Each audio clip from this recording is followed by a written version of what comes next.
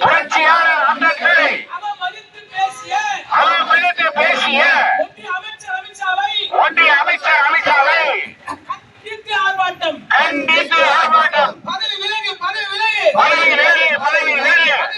பதவி விலகு பதவி விலகு பதவி விலகு பதவி விலகு மதவெறியர் அமித்ஷாவே அமித்ஷாவே